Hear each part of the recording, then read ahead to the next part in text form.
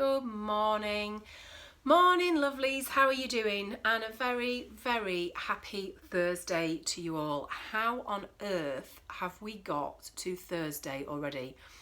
First week of February. January has been left well behind. And I'm hoping everybody's happy about that, because there have been so many negative comments and connotations about January, which I personally don't have and don't feel. So I don't understand the kind of mire that people get themselves into about January, and January's a drag, and you see all these posts about there's 3,567 days in January. No, there aren't. There were 31 days in January and it flew by. Certainly did for me. It's just another month.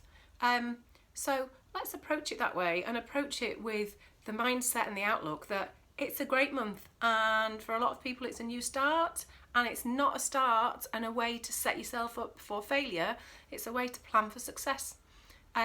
So if you feel like that about January and you're now in February, how is February working out for you? Have you got it all nailed? Have you stopped beating yourself up? Because quite a few comments that I have heard in and amongst, the groups and some networking and ladies that I speak to have been around, well, I haven't hit my goals for January, I didn't do this, I didn't do that, I feel like I've missed the boat. Whose boat? Whose blooming boat have you missed? If somebody else is doing something in their business, then good for them.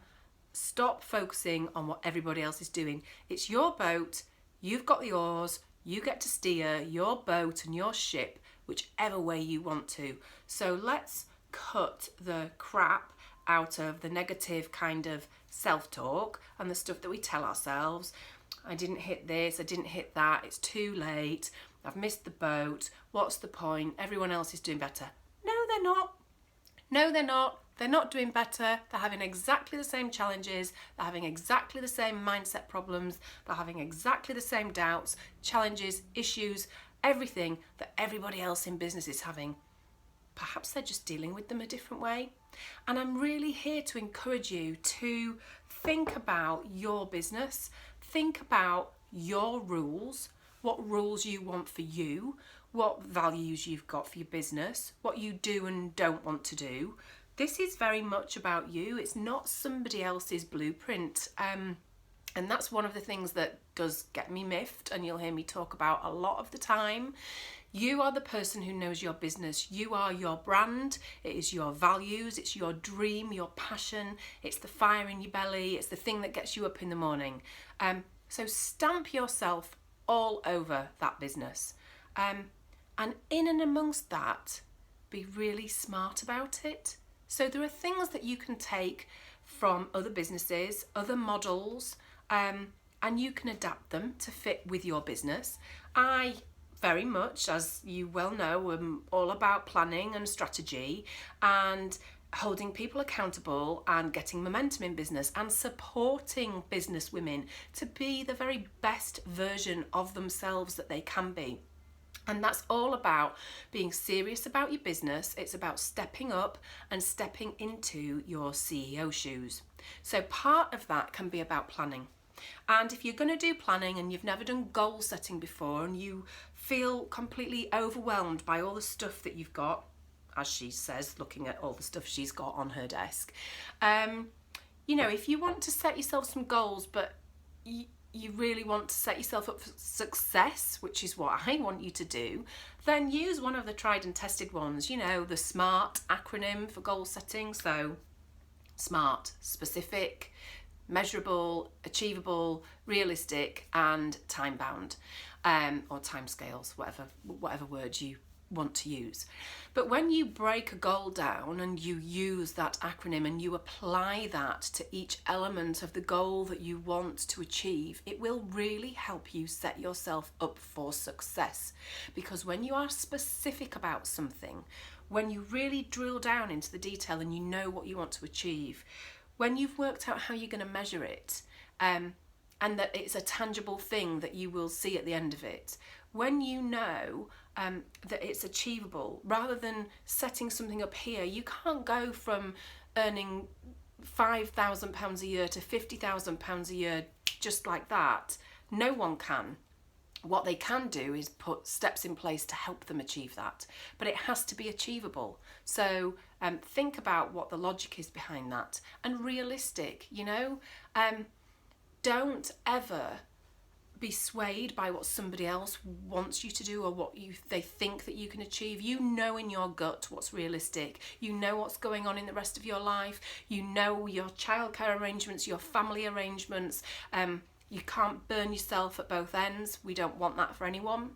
So be realistic about what you can achieve in the timescales that you have got, and set those timescales. So be accountable. Think about what you can achieve by the end of today, or by the end of the week, or by the end of the month. And then you're going to have a really clear framework about how you can step up and really start tackling the stuff that sometimes might make you feel a bit oogie.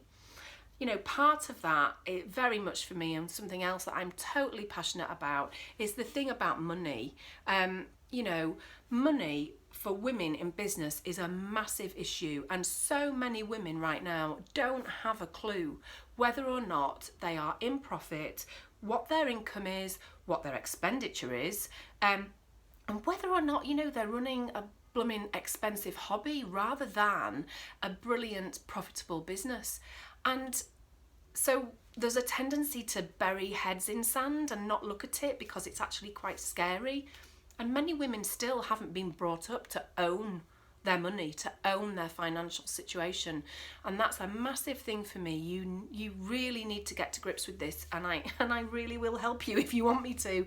But it is totally just the essence of your business to know what's coming in, what's going out. Have a think about that. Deal with it. Knowledge is power. If you know what your income and expenditure is, if you can think about your sales and where your clients are coming from and how you can forecast, you can get really smart about forecasting your sales, thinking about those peaks and troughs in your business that are natural lulls, thinking about times when you might want to take time out of your business and whether you can still continue to sell at that point. It's really easy for me to sit here and say that, but it's something that I do and have to do and have been brought up with, and luckily for me have been exposed to all of my life and all of my business life. So I would really encourage you to have a think about that today, if that's just one thing that you take from this. Get organised. I'm all about planning, but equally I'm about reviewing. Because if you sit now before the end of this week and you review what happened for you in January, then you will have a really good idea about what worked and what didn't work. And you can be honest. You can take action. You can change some of the things that you did or didn't do. And that will really empower you to take your business forward. If you want to come and join me over in Build Your Brilliant Business with Anna, I'm over on Facebook, and you can find me on Facebook under Pink Dragonfly Consulting anyway. So have a wonderful day, and I will speak to you soon. Take care. Bye.